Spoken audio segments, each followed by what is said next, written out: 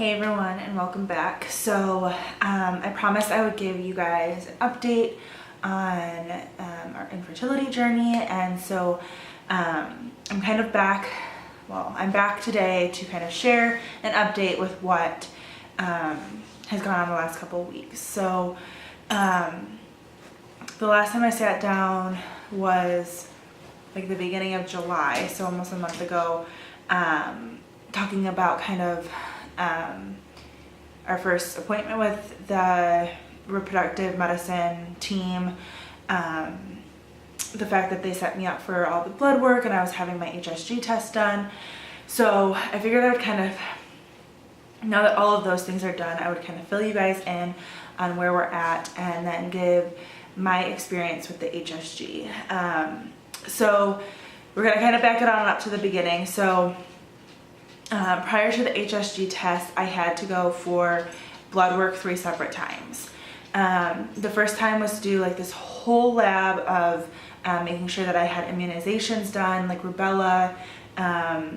They checked my cholesterol, they checked my thyroid, they checked my sugar levels, my hemoglobin.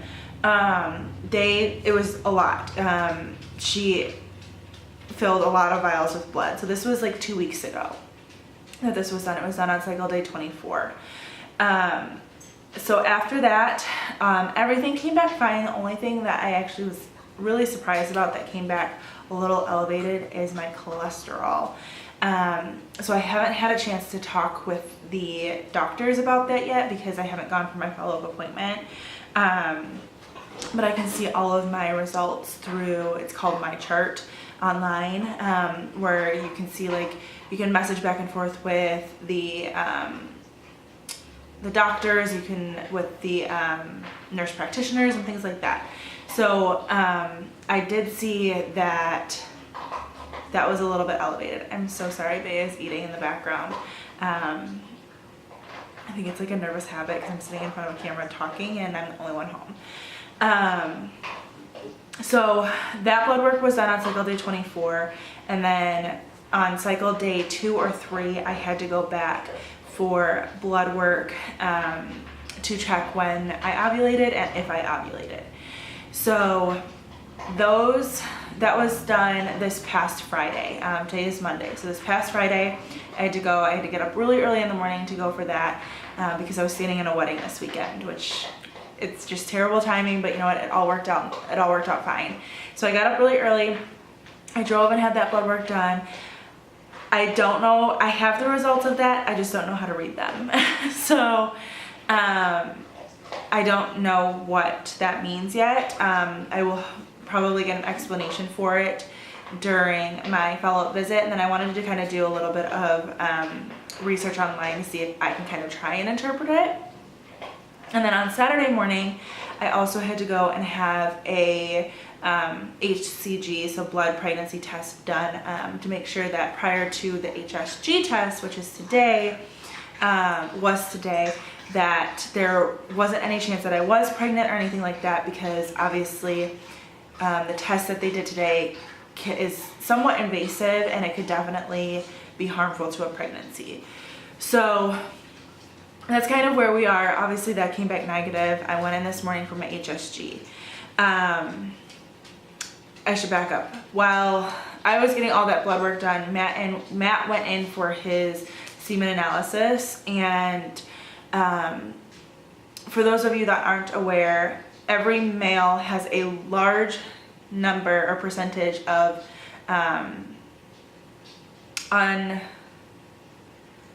what do they consider it?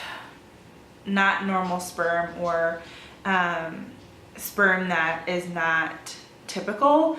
There's another word for it, and for some reason I'm drawing a blank, but either that, like, its head is crooked or it might have 2 heads, 2 tails.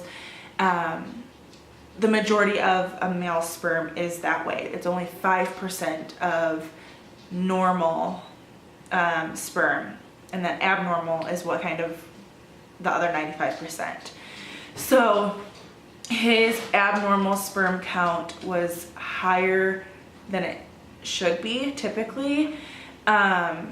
She said, we got the call back from the nurse practitioner, and she kind of told us that, it's not something to be super alarmed about as of right now.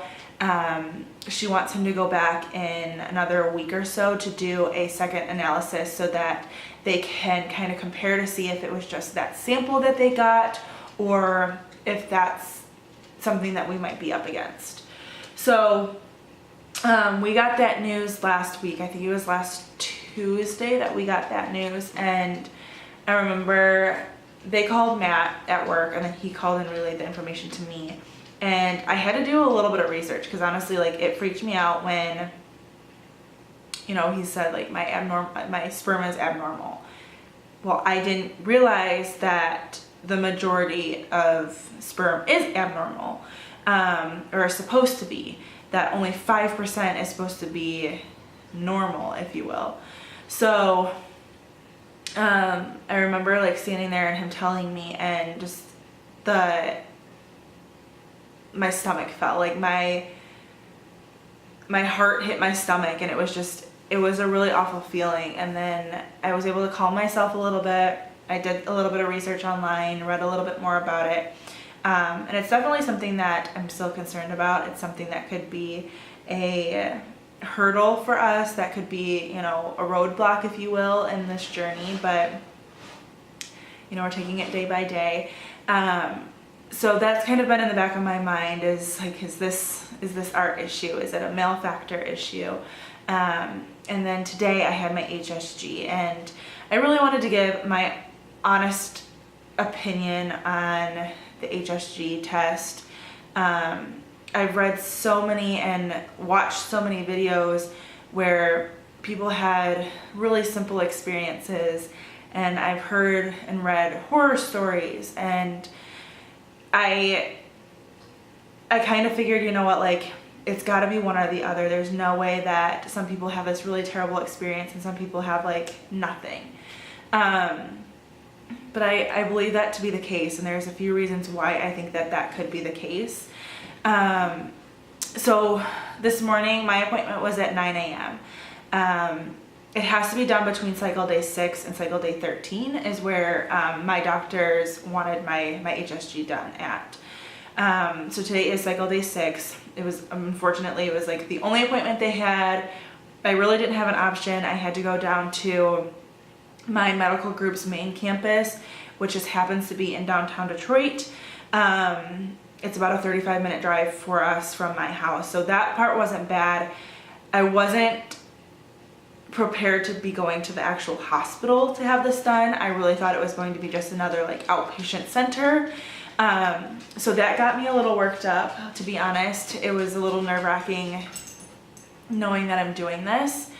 I went by myself, I drove myself, and I went to work afterwards. And those are two things that, in my opinion, I would not do. I would have somebody go with you, not because I think that you can't drive yourself home or anything. I didn't have an issue with that, but it was very, my experience was a little bit traumatic, and I'll kind of get into why that I feel that way. But I was very shaken up. I had a lot of emotions going through. I was in pain. It would have been nice to have somebody to comfort me while I was going through all of this. Now, that person, whether it be my husband, my mom, whoever, probably couldn't have gone into the room with me while we were doing it. But to have them kind of there to calm me afterwards would have been something that I think would have been a great thing. And then I'll get into why I think that I should have just taken the day off, which I came home early anyway. Luckily I work for my mom, and she obviously knows kind of everything that's going on. So I went in, I worked a little bit, and then she's like, you know what, just go home. So from the very beginning this morning, like I said, I wasn't aware that I was going down to the hospital. The hospital itself is not the same hospital that I plan on giving birth in, should that time ever present itself. It's not a hospital that I've ever been to. I wasn't really familiar with that area at all. So I was a little bit rattled because of all of those things, going into a big city, not really knowing anything about it. So I got there and I realized you have to pay to park, which to pay to park at a hospital is not something that I'm used to. I've never experienced that in my life. And number two, I've never experienced a place that you have to park that only accepts cash. Parking was, well, the lot that I ended up parking in was $2.50, and thank goodness I had quarters, because I don't know what I would have done. So that part in itself really got me shaken up, because I was not expecting that. I'm a planner by nature, so me going in not really not realizing all of this was a little bit much. So I went into the hospital and I had to go up to radiology, which is on the 3rd floor. Obviously the radiology department of a hospital is huge. They obviously do different types of CAT scans, PET scans, all of that, x-rays for many, many different reasons. And I ended up in like the women's radiology department. So I checked in and sat down, and I remember I got up and I went to the bathroom and I just like collected myself. I stood there and I took a few deep breaths, and I'm just like, you know what, I'm here. The parking situation's handled. I got this, you know, like we're good. So as soon as I walked out of the bathroom, they were there to get me, to take me to change. So they took me and another lady that were both, obviously for HIPAA violations and things like laws like that, I don't know what she was there for. But she took this, somebody that worked for the hospital came and took both of us to this women's like holding room that you went in, you put your gown on, you left your tennis shoes on, one gown facing backwards, the other gown facing forward, so that you were completely covered, because you had to walk back out into like the main area of the hospital to get down to the room that your testing was going to be taking place in. Now, I've had to go and get x-rays done. I've been to radiology in a hospital, not this specific hospital, but I kind of in my mind knew what to expect with that. But from what I was informed when I was reading online, and I know obviously each medical center is different, but everything that I read is everyone said that it's just like going to the gynecologist. The room's set up the same way. They have this portable x-ray machine. This was not like that. This room was terrifying, to be entirely honest. It was a huge room that had the bed that was all mechanical, so it lifted up and down and slid you back and forth, and had this huge x-ray machine over top of it. And then because obviously it's the radiology department, there's like this center room inside that connects you from one room to the next exam room or test room, I guess.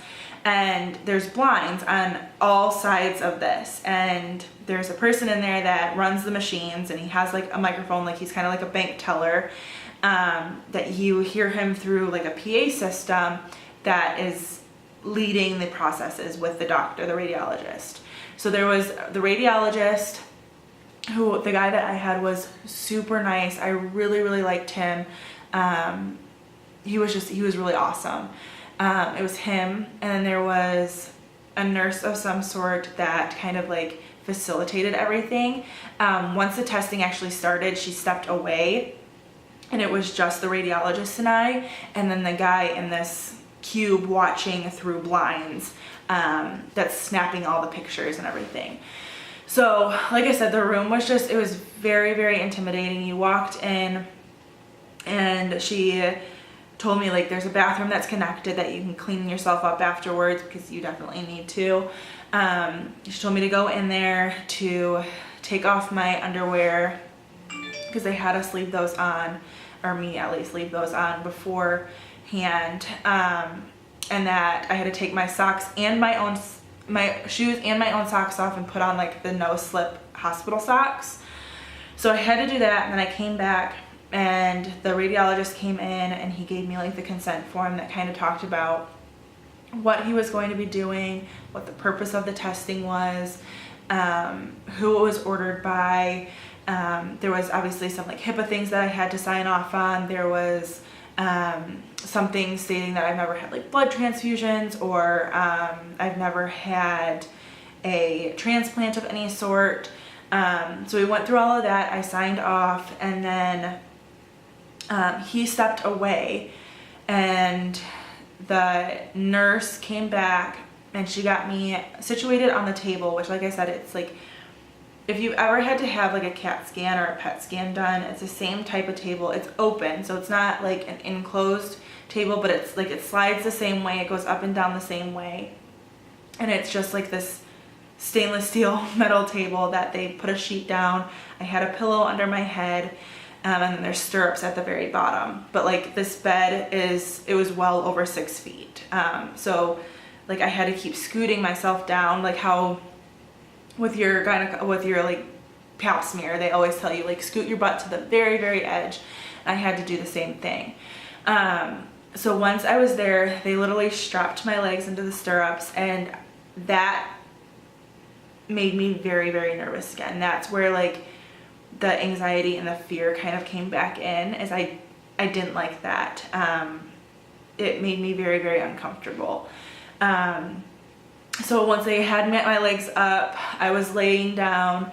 The radiologist came back in, and he's like, okay, we're gonna get started. He's like, I am going to talk you through everything so that there's no surprises. And he kept saying that was like his thing. And to me, it was really important that he did that, because there is so much going on and you feel so many different things, that to be able to prepare yourself and kind of know what's happening was one of the only things that kept me as calm as I possibly could be.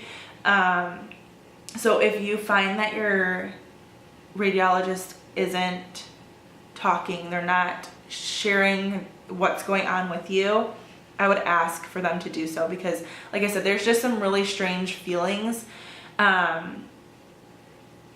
that I couldn't imagine not knowing what was going on. So like I said, they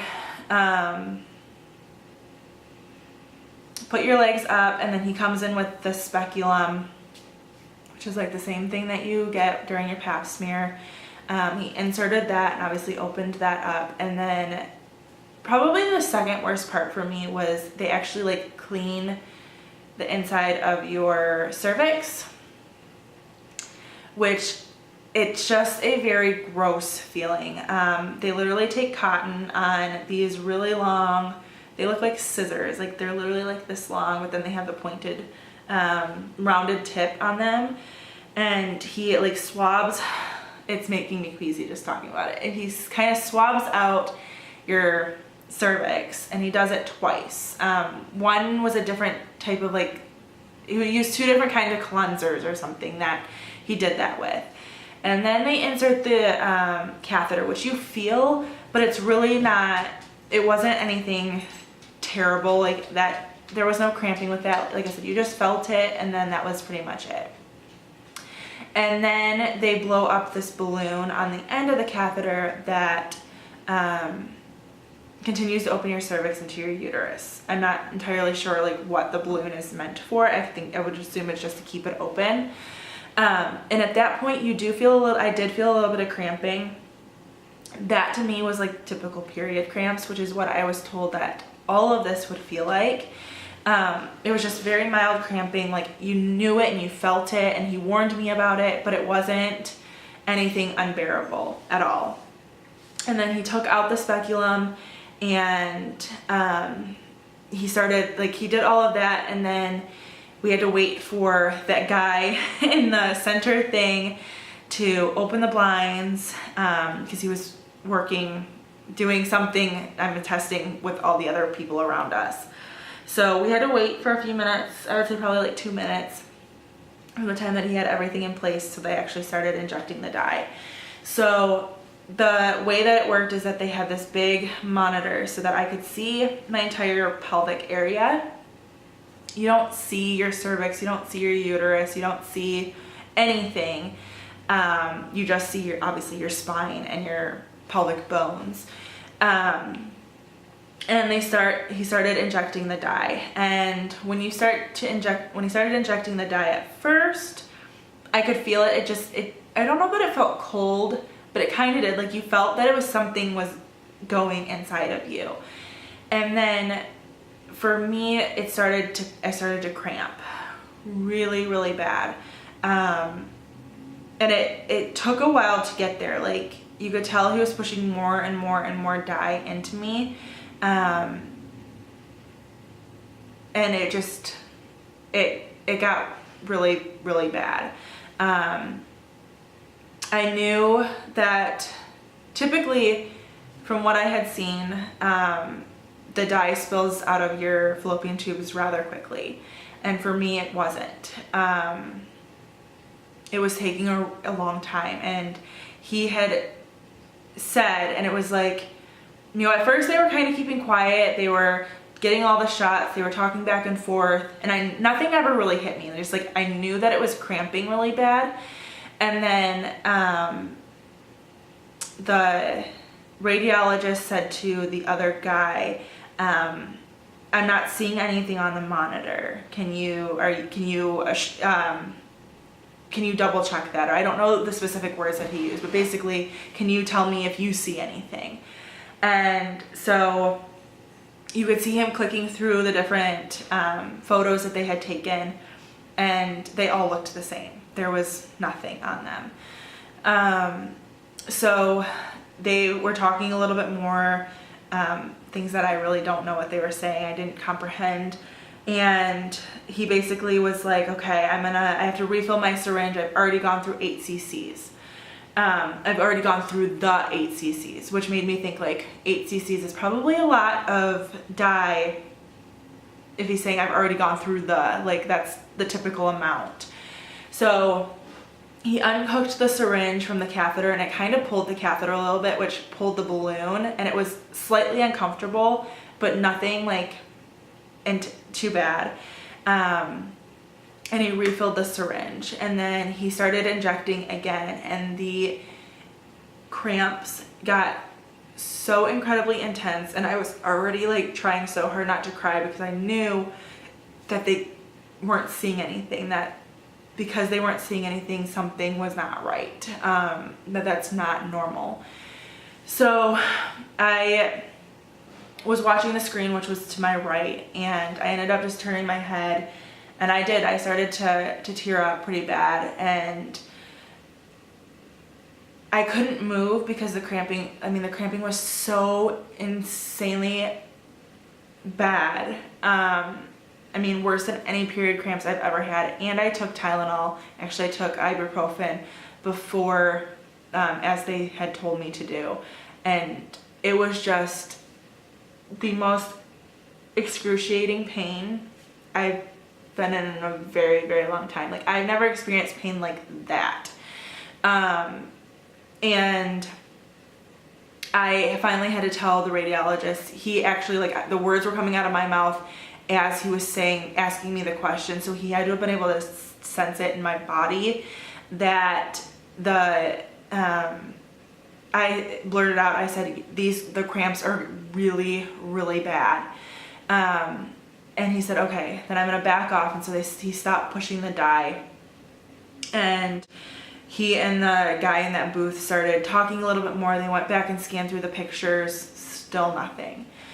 So he's like, okay, we're gonna roll you from side to side, which I know that they typically do. So he first had me roll to my right, and I stayed there for a second. They snapped some more pictures, and then they rolled me back to my back and snapped some more pictures, and then they rolled me to my left and did the same thing. And then the radiologist stopped. He went into that booth, and with the nurse, the female nurse that had kind of helped set everything up, and they were looking, and I couldn't hear them at that point, what they were saying, but they were looking, and they were in there for maybe like 35 seconds. It wasn't for very long. And the nurse came out, and she's like, I'm gonna have you sit up. So I take that back. Before he went in, the radiologist went into that room, he said, okay, I'm gonna pulse the dye into you, which he did, and the cramping was still really intense, but it wasn't unbearable anymore. And then he removed the catheter. You feel a lot of, it feels like you're peeing your pants essentially. A lot of the dye kind of just run out of you. He put a towel between my legs, and that was pretty much it. So then when he walked into that room and they were talking, and the nurse came out and she's like, I'm gonna have you sit up. She said, don't sit all the way up, but I'm gonna have you kind of sit up. And I was leaning back kind of like this on my hands. And I sat there for about a minute, and she went back into the room, they snapped some pictures, and then they had me lay back down. And then the nurse came back out. She had me sit up, like swing my legs over. I was done essentially at that point. And the radiologist, they closed the blinds. Again, the control guy is what I'm going to call him, continued on with whatever he was doing. He went to the next appointment or whatever. And the radiologist came back down, and he sat next to me on the bed, if you will, but the thing I was laying on. And he pulled the computer screen really close to us, and he showed me that on my right side, that the dye was going through my fallopian tube and spilling out, that it took a while and a lot of dye to get to that point. But for the left side, nothing had happened. Phone, because like I said, everything's connected to my chart, and they were able to kind of update my stuff. So I can kind of tell you exactly what they said. So the findings were a normal caliber right-sided fallopian tube is present with free spill of contrast on the right. The left fallopian tube was not opacified. Beyond a few millimeters of the proximal segment, the uterus is unremarkable. So basically, my right side looks great. My uterus looks good. There's really nothing to comment on, but my left side, nothing. So impression says that I am a right-sided fallopian tube, which meaning my left side is not working, is essentially what that means. And then the left fallopian tube is not opacified, perhaps through to a spasm. So what he was saying is, because I was feeling such strong cramping, that my uterus might have just like closed up, and even around the balloon just closed up to where the dye couldn't spill. He said that typically dye will go up and spill out of both sides, but if my uterus was cramping so tight that once they rolled me to the side that they did first, it wasn't going to go back over to the other side. Which I want to believe that that's the case. But it's one of those, we don't really know. So I will be sitting down with my actual infertility specialist in the next week or so. And then we'll go over these findings a little bit more. Maybe they'll have some more information on that. But I kind of wanted to explain to you my experience. Just some things that I thought was different. So I just briefly wanted to talk about some things that I had read that either I took to, like, pieces of advice that I had read that I did the same thing, or I followed, or I had asked for, things like that. So the first one is obviously take the Tylenol or whatever they suggest. I got a whole paper write up about kind of what the testing, an HSG test is, what you can expect, what they're looking for.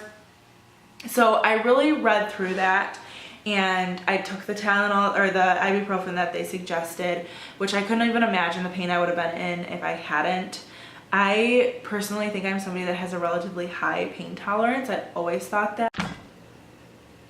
Sorry guys, it cut off. But I am somebody that I always thought had a relatively high pain tolerance. But I couldn't imagine the pain I would have been in if I hadn't have taken that ibuprofen as suggested. So that's the first thing. The second thing is obviously making sure that they're going to talk you through everything. Like I said, there's a lot of feelings and sensations that if it wasn't explained to you what was going on, I would have been a panicked mess. Do your research, kind of know what they're looking for, what a normal test is and what a normal test isn't. It just kind of gives it, for me, it gave me a little bit, not a peace of mind, because obviously I knew something wasn't right, but it was one of those things, like, I was able to figure that out right away rather than them kind of being secretive about it, if you will. Take your own pad. The dye will continue to run out of you, and you'll still have cramping after the test. I'm still feeling like intermittent cramping. It's not there all the time, but I'll do something and I'll feel it, and it's painful and it's not enjoyable, and I just feel kind of gross and blah today after. But take your own pad, because the ones that they give you there are like, they're gross, they're massive. Another thing that I had saw is that I watched one person's video in particular that she stated that she had bled a lot afterwards. Now, I don't want to say I don't believe her, but I question that, because the dye itself is red. It literally is like blood red. It's very dark, but when it's concentrated in the little jar that they suck it up out of, and when it comes out of you, it's bright red.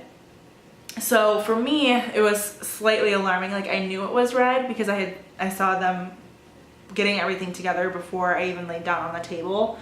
So I knew that. But even when I got up and I pulled that towel out from between my legs, it was full of bright red liquid. And the bottom of my my gown was also covered in a bright red liquid. So it could be extremely alarming if you weren't aware that that dye is red. It would look like you're bleeding a lot. Now, I'm not saying that you might not bleed. I really couldn't tell you if I did or not, because I know the dye is red. So that's just something that if you weren't aware of, and I wasn't, I quite frankly thought the dye would be like blue or something. I don't know why. That's just what in my mind I thought it would be. But luckily I looked at the table and I knew that it was red, because they never even mentioned that. So those are just my tips and my tricks. I wanted to give you my honest opinion of it. I don't think that it's an easy thing, which is why I feel like if you have the opportunity to just take the day off and relax, do it. It's emotionally draining, especially if everything doesn't look great. It's physically taxing. I felt like my body had been through a lot, and I know it's a super simple thing. I was in and out of there within a few minutes. I think the whole thing from start to finish, from the time I walked into that room and left, was under a half hour. It wasn't very long in that sense, but it felt like an eternity. So like I said, I just wanted to give you guys my honest opinion. I know there's a lot of videos out there where it's like, I had a painless HSG test. Well, that's great, but I think you're better off going in thinking like, this is a possibility that it could be painful, rather than like, I'm not gonna have any pain, because I just don't feel like that's true. That's not gonna be how it happens. So that's my update. I will talk with you guys soon as far as any other updates or where we go from here. I try to be an optimist, but I'm just a realist. I don't want to pretend like life is all rainbows and butterflies and that everything will end up perfect.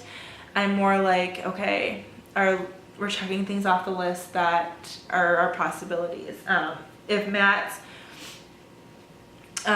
sperm count or his sperm analysis on this next one comes back that he still is abnormally high for the number of abnormal sperm, and something comes of this fallopian tube issue, that whether it's, I mean, we couldn't even see that there was a fallopian tube. So at this point, like an IUI is slightly out of the question just because of the male factor side of it. So it's kind of like, okay, our next option is in vitro, and I don't know. It's not something that's in like our immediate cards.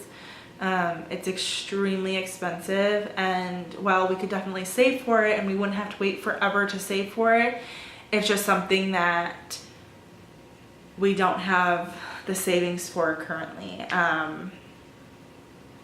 IVF runs between $6,000 and $8,000 a cycle, and that's just, we're not going to drain our savings plus, whatever to pay for a cycle that is not guaranteed. So Matt and I have both really come to the realization that we're not looking to go completely broke to make a child, so that we don't have anything to raise or support a child. So that's kind of where we're at. I will update you guys as soon as we know something else. Thanks so much for watching, and bye guys.